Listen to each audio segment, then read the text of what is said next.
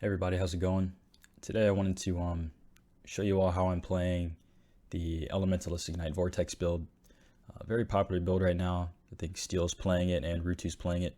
Rutu actually has a lot of good POBs out there, which I'm going to be linking in the description. It's what I use to level the build up, and it has really good notes and a lot of good progression from early to late game, which I definitely recommend you check out.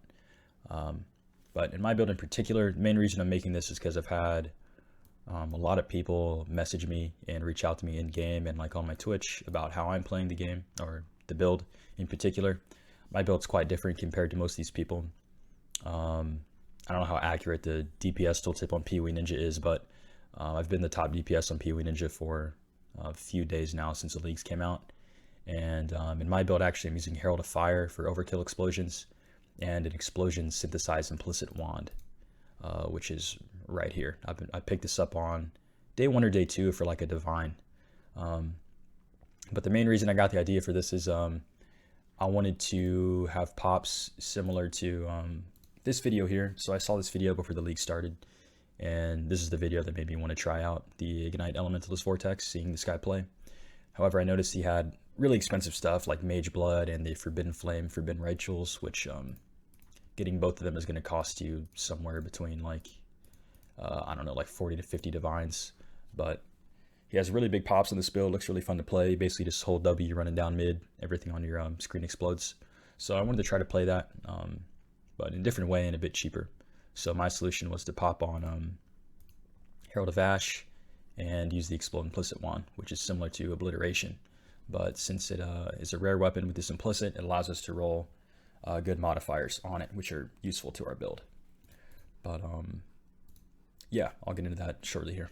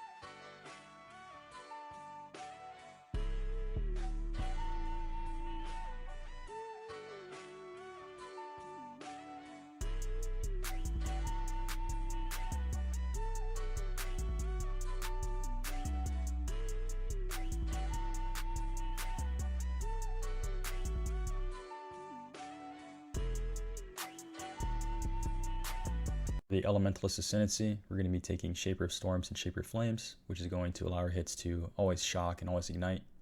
Mastermind of Discord is going to give us more benefits when we inflict fire exposure. And Heart of Destruction is going to give us elemental convergence when we hit a unique enemy, as well as giving us a big AoE on our Vortex while we do not have that convergence. Okay, so we're going to talk about the gems now.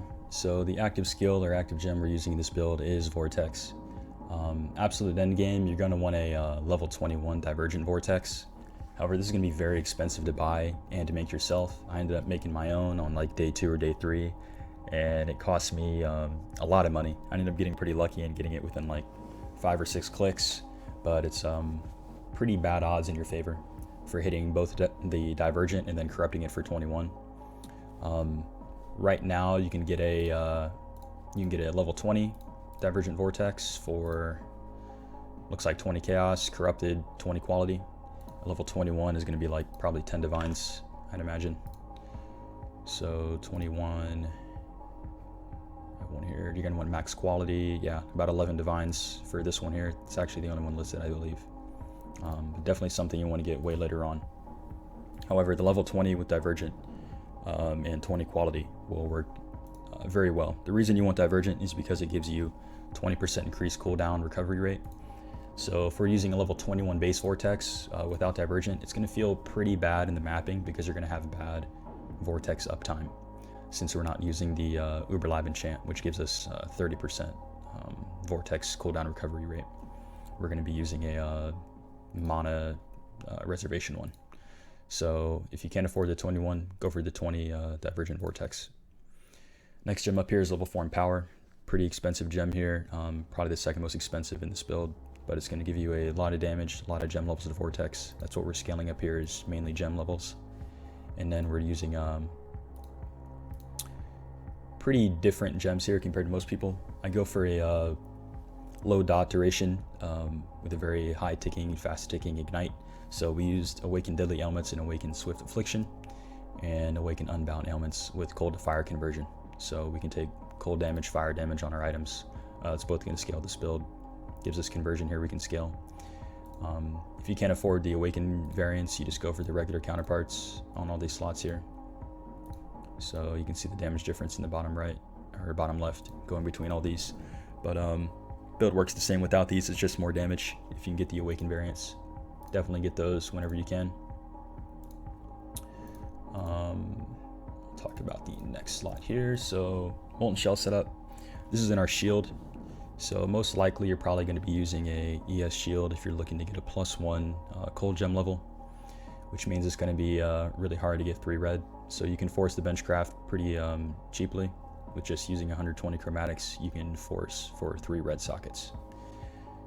Now your Molten Shell and your CWDT level, casting damage taken, really just depends on what you're doing and what feels comfortable for your build, what your HP's at.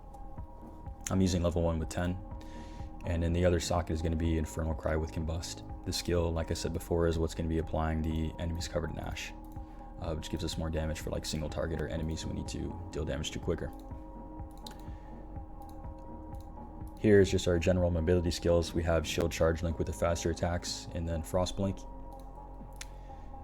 This is very important that all of these are socketed in the helmet. This is the Herald of Ash setup with Determination, Grace, and Malevolence. This is where we're getting all of our auras. Very important this is socketed in the helmet though.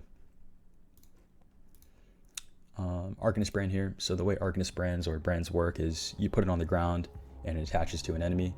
When it's attached to that enemy, Arcanist Brand is going to use these skills. So it has Culling Strike, and it's linked with Flame Surge and Purifying Flame. Purifying Flame is basically just used to give us a consecrated ground for a little bit of health regen and stuff. Flame Surge is actually giving us a lot of damage because it's putting down a burning ground underneath the enemy if we've hit them while they're ignited. So as you can see here, we go from 23.6 million to 19. That burning ground DPS is a lot of our DPS here. So this is another important setup. Something you're really only using in really tanky packs of mobs, or something you're gonna be fighting in for a minute, such as a I don't know, like a Breach or a Legion or Ritual. Just throw them down pretty much anywhere. It can only attach to one enemy, but you can have multiple out. So just throw them around you. Other gems here, in my boots I have Defiance Banner, Hatred, Divine Blessing, Inspiration. So we're using Hatred on a Divine Blessing and Inspiration setup. Pretty important here that you try to go for the Divergent on both of these whenever you can. It's going to bring down the mana cost, or the ES cost I guess I should say, since we're using Eldritch Battery. But really good to get those. It's going to save you a lot of that initial skill cost.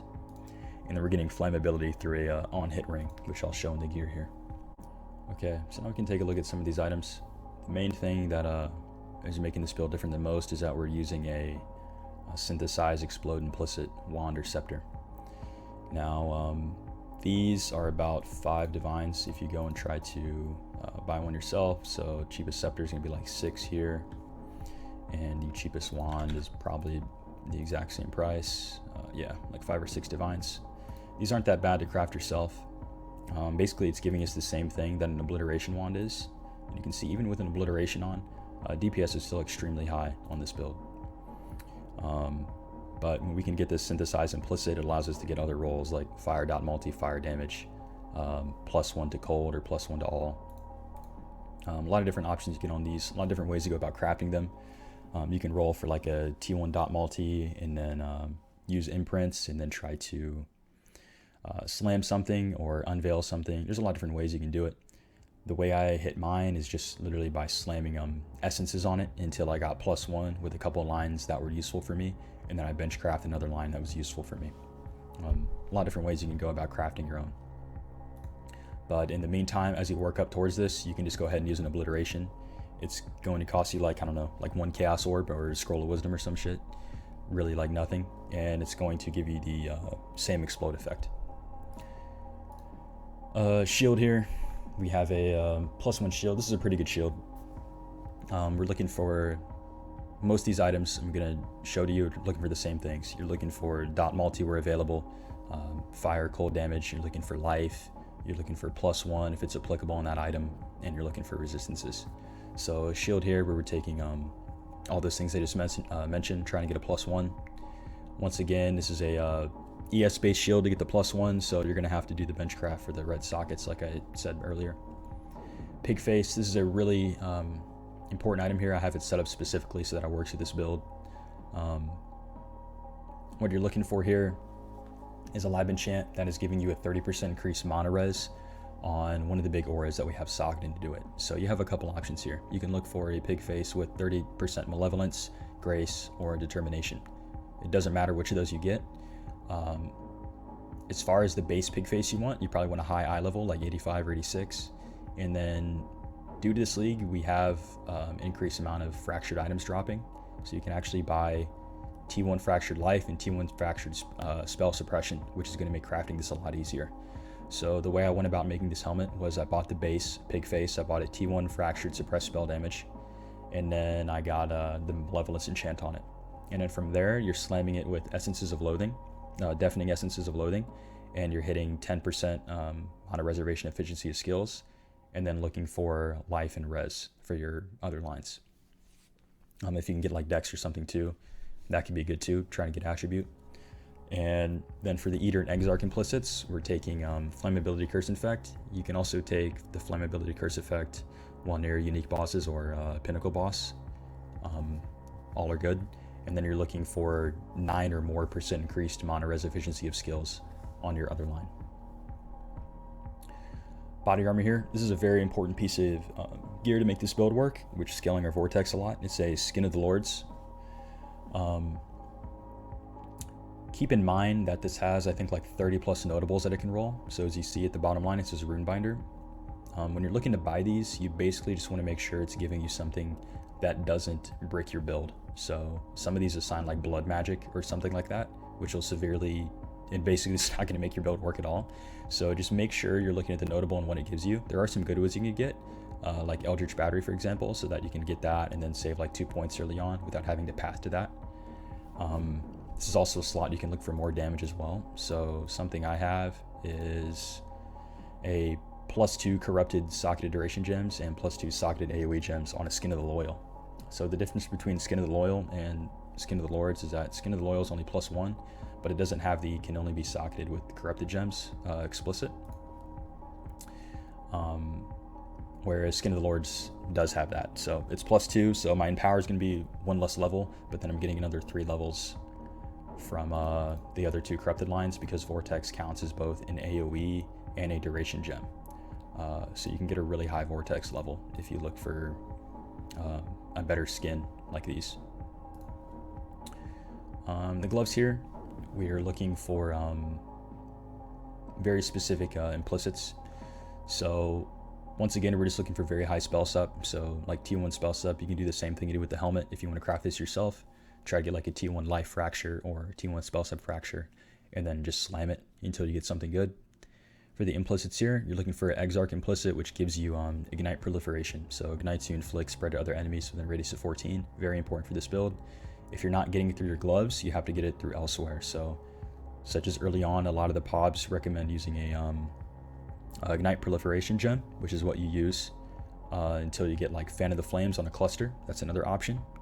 And the absolute best option is just getting on your gloves because you're going to save the skill points and be able to use different gems. Fire exposure on hit, this is very important. This is synergizing with all the fire exposure masteries we're going to be taking on the tree, as well as our Ascendancy. So we get a lot of damage through this, applying fire exposure on hit. boots here, these aren't that hard to make. You're looking for scorched ground here on these boots, and for the other line you can get like ignite steel damage 10% faster. It's a very good line. Once again, looking for the same thing. So looking for life. Here in particular, you're looking for very high dex roll if possible, and like a res or two if you can fit it. And then for your movement speed line, you have two options. You can look for onslaught, or you can be immune to chill through a Jund Veil craft. Both of these are Jund Veils that you can bench. Now, I'd like to mention, since we're using Eldritch Battery with a Divine Blessing aura, I recommend for this build in particular getting either your gloves or your boots with ES on them, but it's also very important that you have evasion rating on them as well because of a mastery we're using over here. So this spell suppression mastery is granting us 12% chance to suppress spell damage if our boots, helmet, and gloves have evasion on them. So one of these items here, I recommend just your gloves or your boots, because the helmet, you get a lot of flat armor evasion that gets scaled up. I recommend going for evasion ES hybrid, so that it bumps your ES pull up by quite a lot. Another important item here is the replica Emberwake. This is pretty much required. It's 27-30% almost of our DPS, as you can see. It's giving us a really fast ticking ignite, as well as fire damage. And then you're going to quality this up with Catalyst. You're looking just for elemental modifier, so you can scale it up even further. Looking at the amulet here, we're anointing Entrench, which is in the bottom right of the tree. That is giving us spell sup. If you need more spell sup, you can anoint the better node, which is up here, Inveterate, but it's going to be more costly. It's taking golden oil. But pretty much have to anoint spell sup with this build unless you change it around to fit your playstyle. Like if you're not running a +1 shield, alternatively, you can use a armor evasion shield where you're not going to have a +1 gem level, but you're probably going to have a lot more life, a lot more survivability, higher max hit HP, whatever it may be. And you can also put high spell sup on that shield as well. So it makes the build a little more flexible, but you lose quite a bit of damage. Talking about more of the amulet, you want to try to get a dex base here, or a citrine amulet for strength and dex. Both of these are important attributes you're going to need. Rolls you're looking for is a very high dex roll, DOT, fire damage, life, and level of all cold skill gems. Now, due to Kalandra League having the reflective mirrors you can get, a lot of people are listing some pretty crazy amulets you can get, so there's a lot of room to gain a lot of damage. Like for my build in particular, I just spent 20 divines on a +3 amulet actually, which also has a fractured dot. It has a fractured damage over time, which got basically doubled. It's like 50, it's something crazy. It's like 56% damage over time. And the amulet alone gives me like another 9 million DPS or something. But there's a lot of crazy amulets you can look out for right now with the reflective mist. So keep an eye on those, or maybe try to make one yourself. Other ring here, this is very important. The curse enemies with flammability on hit. So this is applying flammability to everything we hit, like with our Vortex or a shield charge going pack to pack.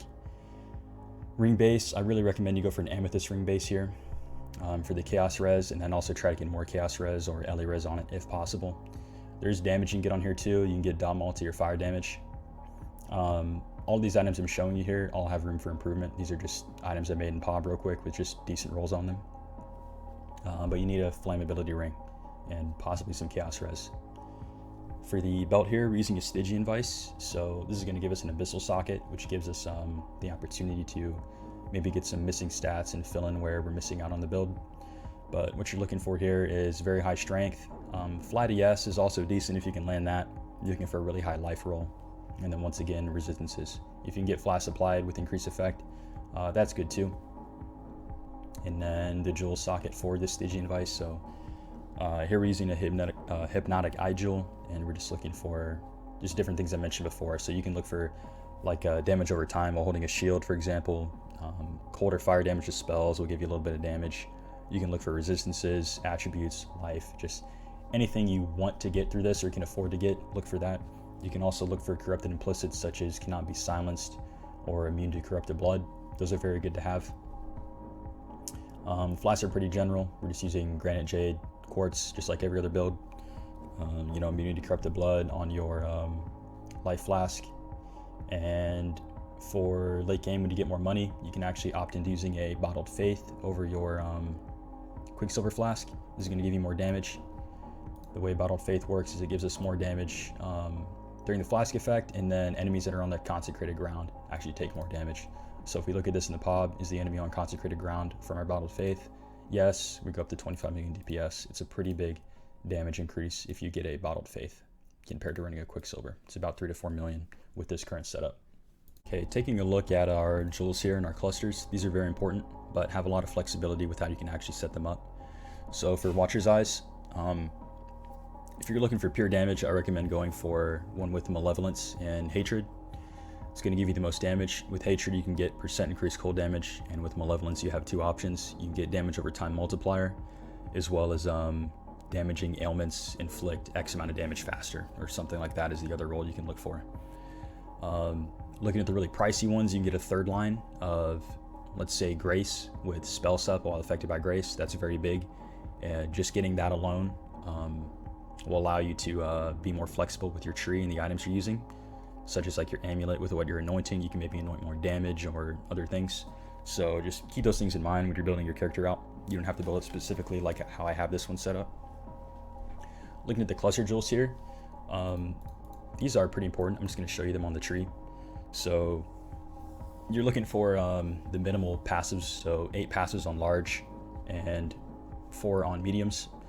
So for the base, you can go for burning damage or elemental damage or cold damage. For the added small passives grant line, the third one at the top, they all give you the same skills and they all give you like the same damage on the tree pretty much. It's like 0.01% difference between them. Additional lines, so the fourth line, you can Exalt Slime it if it doesn't already have one. Exalts are like 10 chaos or 15 chaos right now. Maybe you land like attributes or res that you can use, so just consider using those if you are buying these and they have an open line. Just slam it with an Exalt. Lines I have on this one is Sadist here, so increase elemental damage if you chilled, ignited, or shocked. So looking at the config, as I showed earlier, that's what this is from. This is giving us a pretty good amount of DPS here from that node alone. And then we're taking Prismatic Hearts, just giving us a bunch of LE damage and 10% all res, which is really useful. Gives us more flexibility on gear in the tree. Dorgani's Lesson for some elemental damage, leashes life, really good to have. Medium clusters here, I'm opting into taking Wasting Infliction on both of these since it is the most damage you can get on the medium cluster slot. And then I'm just looking for just another notable that's good. So we take Vile Reinvigoration here, which I recommend. This is going to give us damage over time, max energy shield, and regenerate 2% of that ES per second if we've killed recently. Now for the other one here, I take Smoking Remains. So it's just giving us a bunch of fire damage and create a smoke cloud on kill, which is going to blind enemies. So just for a little bit of extra like survivability going pack to pack, chance you pop that. And then in the socket up here, we're just throwing our Watcher's Eye. And then in this other medium here, we're putting a small cluster. Now this small cluster is really important, and I'm going to show why. This has to be set up pretty specifically. What you're looking for is a notable that is granting you 50% increase mana res. So you only really have a couple realistic options here. So if we look to edit this thing, you're looking for 3 passives, not 2. You have to have the 3 passive one. And the one I have here is Sublime Form. So I'm taking Sublime Form because it gives me Grace efficiency, but also 10% all res, which is useful to the build. Now, if we take one that's such as Uncompromising, it's giving us the same reservation, right? But it's giving us 20% increased stun threshold, which like isn't useful. So try to take one that's useful. So like Spiteful Presence, well actually not Spiteful Presence, but Sublime Form, or the Malevolence one here, which gives us Chaos Res, Mortifying Aspect. It's very important that you have added small passes have at least 25% increase effect. This is increasing the amount of mana res that those little small nodes are giving us before we get to the notable. If you can get 35%, that's great, but 35% on a small cluster like this is going to be over 10 divines. So 25% is good enough. And for the other lines, just get anything. If you can get attributes or res, look to get them there if you can. But yeah, that should cover the clusters and the jewels there. Jewel we're using here is the Green Nightmare. So I'm using a Green Nightmare here for a couple reasons. So it gives us a little bit of damage, but the main thing I needed to cap my spell sup, and I also wanted to get Frenzy Charge generation somehow. So the way the skill works is passive granting cold res or all res within the radius give us an equal chance to gain a frenzy charge on kill. So if you see here, this cold preparation, this gives us 5% all res, and then down here at the Frostwalker, we're getting cold res. So we have pretty good chance to get a frenzy charge on kill. You're always going to have max frenzy charges with this jewel socketed. And it also gives us a little damage from the cold damage as extra chaos, and then we're getting spell suppression at that same rate. So 5% of this, 15% of this. If I toggle this on and off, you can see we go from 95 spell sup to 104. So that's how I'm capping my spell sup with this jewel. Early on, you can alternatively use careful planning, which a lot of the pobs and builds are using here. It's going to give you a lot of dex, and it transforms these small intelligence nodes into dexterity. So you can get a lot of dexterity through there until you feel like you can try to use something else later on. Some builds I've seen are using the Amerikith jewel here, Brutal Restraint, I believe. There's some rolls on Brutal Restraint which are pretty good. There's like Alchemist Genius, which gives you increased flask effectiveness. There's Frenzy Charge Generation and Onslaught. However, it's going to be very expensive to get a specific one where we're only taking 3 notables here, where you can get like Onslaught and Frenzy Charge without going out of your way. But it is possible. Some people have them that I've seen on PoE Ninja. But that's your options for that jewel socket that I think are good. There's probably some others, but that's just what I've messed around with so far this league. Down here, we're using a Lethal Pride. This is giving us a lot of damage here, and it's also helping us fulfill strength requirements. So on mine in particular here, I have Ignites you inflict deal damage 10% faster, and over here we have Ignites you inflict deal damage 10% faster. Now, I believe on these there's also burning damage you can hit and life, but the best one for you is going to be the Ignites dealing damage 10% faster. And I'm going to show you real quick how you can look specifically for these Legion jewels. Okay, so this is an incredibly useful tool here. I'm going to link this in my YouTube video. A lot of people aren't using this, and it's allowing people to like really snipe like crazy jewels. I've seen people get like some of my friends are getting like 4% double damage notables on some of their Legion jewels and some crazy stuff like that. But I'll basically show you how you can use this tool. Basically, we're going to select the jewel that we want to use. So we're going to be using Lethal Pride. Next thing we're going to do is select the jewel socket. So the place we want on the tree is right here. What you want to do is you want to cancel out notables that you don't want the lines on. So basically things we're not going to path to. So we're going to cancel out any notable that we're not going to be taking on our tree, because we only want the specific things on the ones we are taking. So we're going to cancel all those out. Conquer, this doesn't really matter right now until we get the search. I'll show you why. Stats, so biggest damage for us is going to be Ignites inflict deal damage % faster, and we're going to want 2 of these. Now if we press the search, it's going to show us all the jewels that have 2 Ignites deal damage faster on only the notables we selected. So if I select this one, for example, Seed 10532, it's going to have Ignites deal damage 10% faster here and here. And then you can look at what it's going to give you on the other ones you have. So we have Divine Judgment here. On this jewel, we're going to get another 5% Fizz taken to hit as fire damage, which is pretty good too. Now to actually find these, we can just press trade, and it's going to open a PoE tree listing, and it's going to show you if any of these are available on the market. Now, what you have to do though is go between all the conquerors, do the same thing, press search, press trade, and it's going to bring up the trades for the other conquerors as well. So as you can see here, these people know what they have. A lot of people don't, and you will be able to snipe these for literally nothing. I think I have like 4 or 5 right now, which give me different allocations that I've gotten for between like 20 to 30 chaos, just sniping them with this tool. If we look at the rest of these here, trade, you can open these up. So we have one here for 1.5 divines, 13,695. Once again, you can just go here, you can copy the jewel like this, go into POB, go into items, Control V here, add this to build, and you can socket this in to the slot we have, and then you can see what this is going to give you here if you don't want to look at it on the site, just to confirm that it's correct. So here we're getting Ignites 10%, here we're getting melee crit multi, and then here we're getting Ignites 10%. So that is what we were looking for there. But that's how you look specifically for those jewels. And if you want to tweak it to look for more lines, so let's say we want one line that is Ignite, and the other one we want burning damage, because this will cost a lot less if people know the jewel that they have. And we search for these, press trade. It finds them, you see here, like 13 chaos, 15 chaos. You can get some cheaper ones that'll give you pretty similar damage effectiveness for a lot less.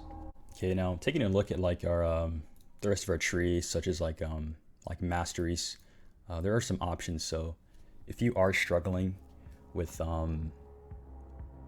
like keeping your Vortex up or having the mana/ES to use for your Divine Blessing skill, there are some ways you can get Leech through the tree. So this node right here, next to Eldritch Battery, this small node here is going to give us 0.3% of spell damage Leech's energy shield, which is actually quite a lot. But that's an option for one passive you can take early on until you fix your gear and stuff so that it works properly. And then on this energy shield mastery as well, we have the option of taking regenerate 2% of energy shield per second. That's going to give us a lot of regen as well for maintaining that and keeping it up so that it feels better with mapping. But once you get these specific clusters like the Vial Reinvigoration here, like regenerate 2% of ES, you're basically getting that same skill but with damage and some ES over here. So it's just better when you get on the cluster. Like I said before, some of the paths on these clusters you can mess around with. You don't have to get the exact ones I have. These may be a lot more expensive or they may be cheaper, I'm not really sure. But a lot of the similar notables you can get on these grant you very similar things. So like if we look at the medium cluster here, let's say we want Wasting Infliction, but we can't get one with Smoking Remains. I mean, you have a lot of options which give you damage. Like a lot of these are damage over time, burning, you know, other things. So don't feel forced to get those specific clusters. You have options with clusters. That's a nice thing about them. Some other things to note here with these masteries, let me think about it. So here we're taking 10% the damage over time multiplier if you've killed recently. However, it could be a good idea to switch this to increased duration of ailments and increased skill effect duration if you're bossing.